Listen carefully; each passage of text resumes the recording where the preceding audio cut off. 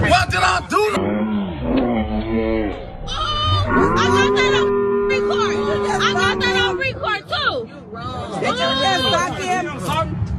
That's crazy. So you was seeing something? He just socked him. Wow. He just socked him.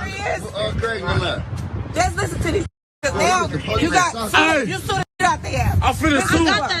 Listen to him. Here, go to the car. Call your Sue the shit supervisor. out their ass. Now. Listen to everything they say now. He don't gotta sock him though. He don't gotta sock him though. Car for no reason. Watch this. Watch this. Respond to the backup identifier. Relax. Nah. Weird. Yeah, he just socked him in the face. Wrong guy.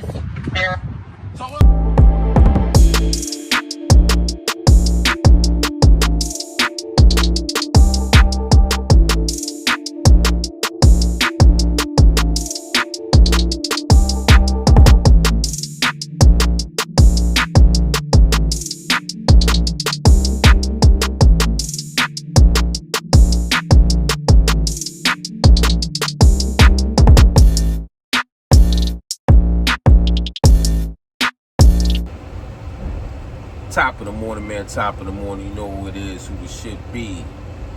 AKA J Castle. Better known now as who Trucker J. Let's get into it. Now, for those that never been roughed up and beat up by cops, you're not going to understand the video I just displayed. Shout out to Indisputable. Thanks for the content. But let's get into it. So, basically, this brother looked like he was about 6'3", 6'4", obviously bigger than the two cops. He was handcuffed already. He blurted out, "What did I do?"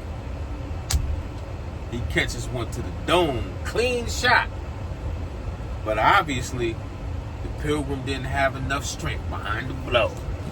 He must didn't know how to strike, or maybe he was watching UFC, or basically, he probably knew that this would never happen in real time. So he was like, here's my chance. I get the hit, I get the sucker punch, black person. And what's really messed up is the Uncle Tom, the house nigger, right? That stood there and didn't reprimand his fellow officer, didn't say nothing to him, didn't say, hey man, that's not necessary, we already got him cuffed. He didn't do nothing. Remember in, what was that movie with Martin and Eddie Murphy? Life. Remember that guy that held the shotgun? He crossed the gun line, boss. We ain't got no fences here at Camp 8. We don't need no fences. We got us the gun line. Tell them about the gun line, boss. This is the gun line. It runs from shack to shack, clear around the yard. You are now inside the gun line. You step outside the gun line without my permission, you will be shot. You trip and fall over the gun line, you will be shot. You spit, you pee, you so much as stick your Johnson out over the gun line, you will be shot. And you, Slick, don't try to run, don't try to escape. One of my trustees will put a bullet in your head.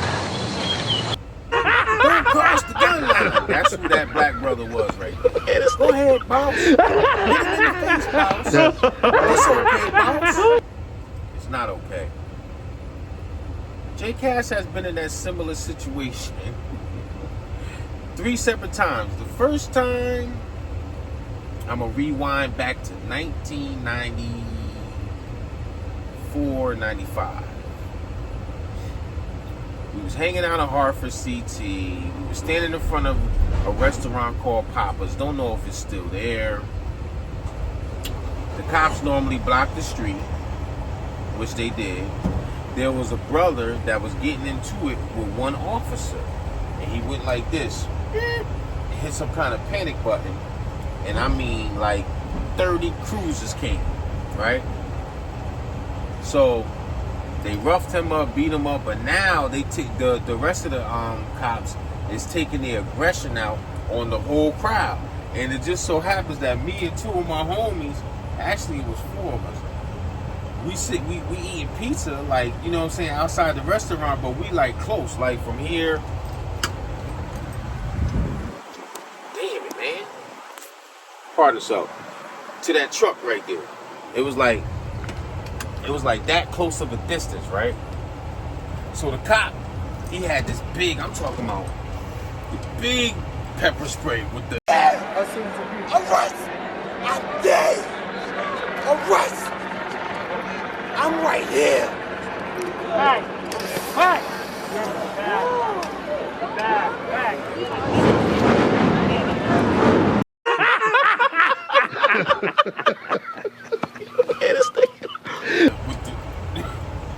He had to hold it with two hands.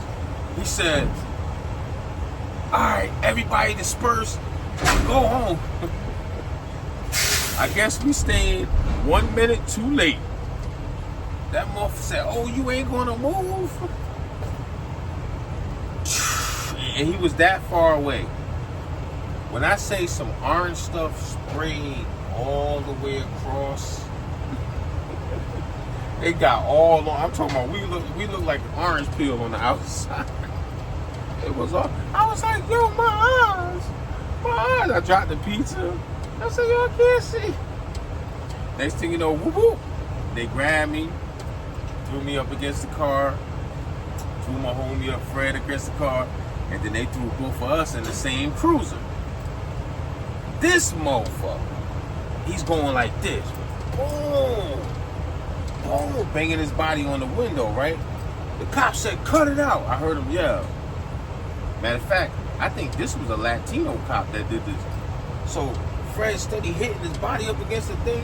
That motherfucker came on my side, opened the door, had the baton, bang, bang, giving me rib shots.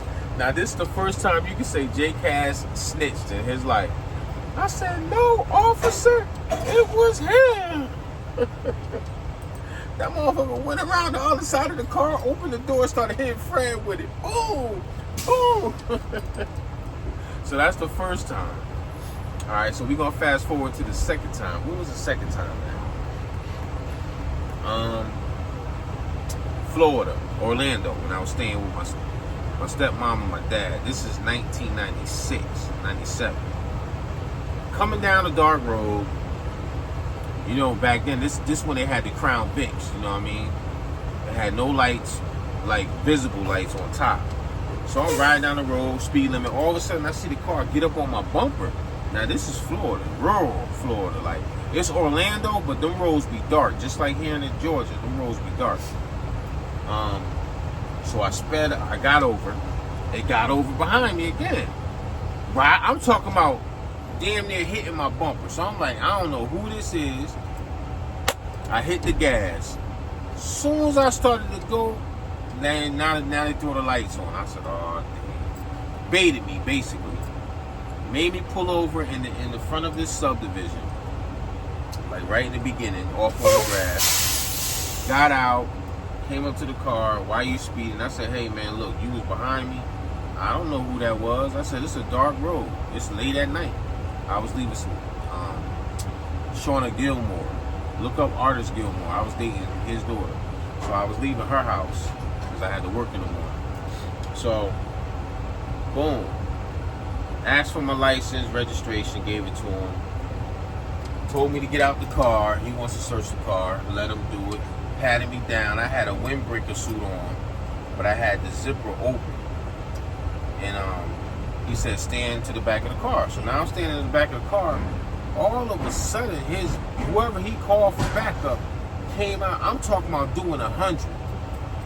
Peeled up on the grass, kicked all the grass up. Got out the car, put your hands down. Put your hands down. I'm like, what the fuck is he talking about? He got, put your hand. As he running up to me, he tried to tackle me. Did not work. Because I'm 6'5", I'm not short. So the cop had to be like 5'5". So he tried to tackle me, put his body around my waist. I'm like, yo, I'm not going on the ground. He said, He's good, man. He's good. Now, these is 2 white cops. He said he's good. I already patted him down. So what? He got his hands on his waist like he grabbed. So he steady. I said, I'm not going on the ground. He steady trying to put me on the ground and shit, hitting me, punching me in my like upper extremities, hitting me. Then he threw me up against the trunk, and then I like leaned on the trunk, slapped the cuffs on me, and then he puts me in the car with the guy that first pulled me over. So now we riding. I'm like, hey man, what the hell? I said, well, I thought I was good. He was like, this is what he told me. He said, you know how this goes. He said, I gotta follow suit. Whatever they say goes. I was like, what? So he brought me down to the station. I had this other chick I knew. She bonded me out. And the next day, or maybe a week later, I had to go to court. They done towed my car, like far. So, or the next day, I think, yeah, the next day, we had the court or what have you. They dropped the charges, but then I had to go find my car. So me and my dad, we had to drive damn near an hour away to get my car. They done ramsacked it, tore all shit up and everything. My father had to pay like $500 to get my car out the impound. You know what I'm saying? Hold on, this is my paperwork. Good morning. How you doing? All right. Thank you. You too. All right, thank you. So, yeah, so, you know, that was the second time I got roughed up by the cops and actually got arrested.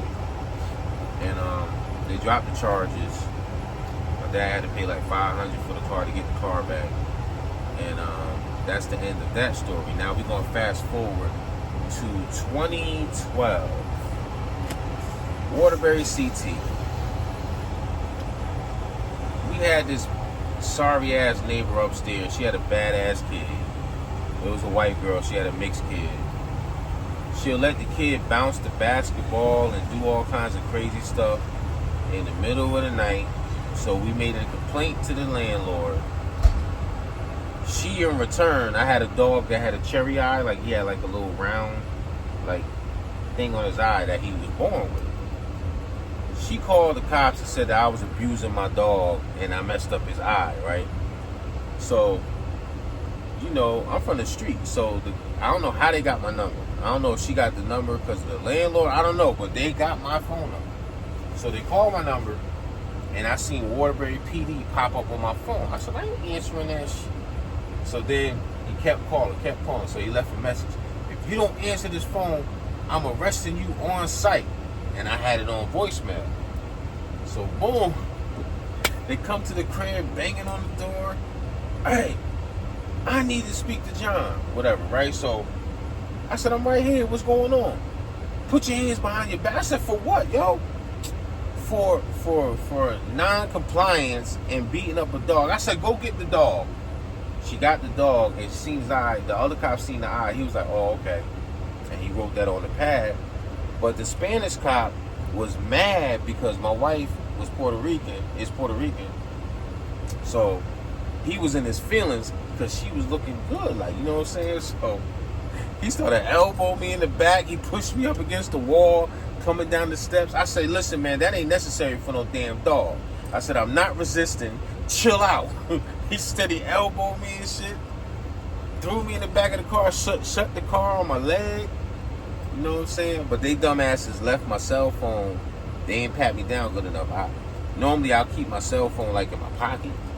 So I had my cell phone the whole time I was in the cell, and I got bonded out like an hour later. The bond was only $2,500, so $200. You know what I'm saying? But I understand. Moral of the story is, I understand where this brother is coming from. Like, cops, sometimes when they don't come from our element, like the white guy, and he wants to be tough, he's feeling himself, his pride is in the way, you went against his authority, they want to put hands on you. Normally in the real world, without that badge, they would never even attempt that because they know they get their ass beat. So let me help you out. There's a moral to the story. And I was in compliance. When the cop, because I do see a lot of videos where it goes left, and it actually could have stayed straight if you just do what they say. If they come up to you, and I know you know the law, you don't have to show ID and all this, that, and the third. If you're clean, if they say, I need your ID, just give them the ID. Now, I understand where you don't want them searching your car. See, that's a little tricky situation right there, because I wouldn't want them searching my car neither. But don't give these folks a reason to unalive you, a reason to beat you down. Because there's a lot of videos I've seen where the black person, the Spanish person mouthing off, and then the cop gets mad, and now he wants to show his aggression against you. When all you had to do was just give him the ID. Here, you want my ID? Here you go. There you go. There you go, officer. Don't go be combative and irate, even though you pissed off because you know it's an illegal search, or they pulled you over, or they frisking you for no reason. Just do what they say to try to get out the situation, man. And it might go better for you. You know what I'm saying? And that's one to grow on. I got work to do. They unloaded pretty early, so I'm trying to get on with my day, you heard? Trucker J at his best. This is an OG giving back with the little bit of wisdom I have. I'm not perfect. I still got street in me. When somebody violates, I demonstrate, but I'm trying to be better. If you notice a lot of my content now, I'm not cursing as much. I used to curse like a sailor.